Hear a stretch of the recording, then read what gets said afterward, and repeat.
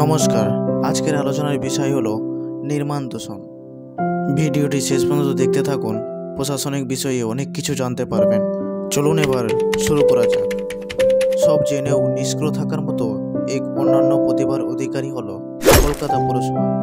ইতিমধ্যে কলকাতা পুরসভা জানে কী থেকে নগর ও নগরবাসীর ক্ষতি হতে পারে এবং সেই ক্ষতি আটকাতে কী ব্যবস্থা করা প্রয়োজন এবং সেই নিয়ম না মানলে সংশ্লিষ্ট ব্যক্তিকে কী প্রকার শাস্তি দেওয়া উচিত, কিন্তু কার্যক্ষেত্রে কোনো পরিবর্তনই দেখা যাচ্ছে না এই কলকাতা পুরসভার।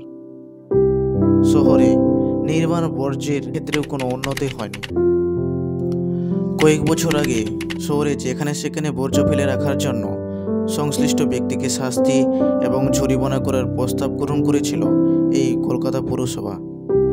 এছাড়াও কোন অপরাধে কত অর্থ জরিমানা হতে পারে সেই বিষয়টি আলোচিত হয়েছিল।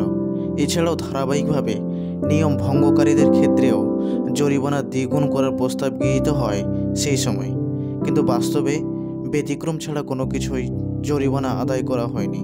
সেই সঙ্গে নির্মাণ বর্জ্যের বিপদ থেকেও শহরের মুক্তিও মেলেনি। বিপদ কিন্তু সামান্য নয়।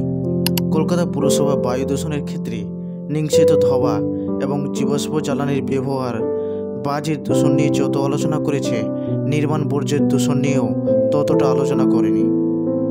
অথচ বাতাসে ভাসমান ধূলিকণা PM10 এবং অতি সূক্ষ্ম ধূলিকণা PM2.5। তবে নির্মাণ বর্জ্যের ভূমিকা উল্লেখযোগ্য।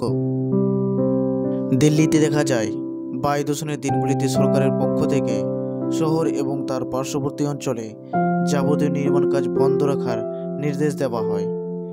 এই থেকেই স্পষ্ট যে বর্জ্য ব্যবস্থাপনার গুরুত্ব অনেকটাই গুরুত্বপূর্ণ। 2016 সালে এই ব্যবস্থার জন্য ভারতে construction and demolition waste management rule তৈরি করা হয়েছিল এবং কীভাবে বর্জ্যগুলির সংগ্রহ, পৃথকীকরণ ও প্রক্রিয়াকরণ করা যায় এবং কিভাবে বর্জ্য উৎপন্ন হতে পারে এই বিষয়গুলি আলোচনায় আসে। কিন্তু তারপরেও সমগ্র দেশে বিপুল পরিমাণের বর্জ্য উৎপন্ন হয় এবং সামান্য পরিমাণ প্রক্রিয়াকরণে আয়ত্তায় আসে, আর বাকি অংশ থেকে জল দূষণ, বায়ু দূষণ এবং মাটি দূষণ ঘটিয়ে চলেছে। তার মধ্যে পশ্চিমবঙ্গ এই দূষণের তালিকায় অন্যতম। তবে যে কোনো এলাকায় বর্জ্যগুলিকে পুনর্ব্যবহার করে তোলার সম্ভাবনাটাকে নজরে দেখার এক অন্যতম দিক। কয়েক বছর আগে নির্মাণ বর্জ্যকে বর্জ্য না বলে নির্মাণ উপাদান বলার পরামর্শ দিয়েছেন কেন্দ্রীয় সংস্থান, তাতে দেশের বায়ু দূষণ যাতে নিয়ন্ত্রণ আনা সম্ভব হয়। এই বিষয়টি অন্যকে জানাতে অবশ্যই সাহায্য করবেন। ভিডিওটি কেমন লেগেছে তা অবশ্যই জানাবেন।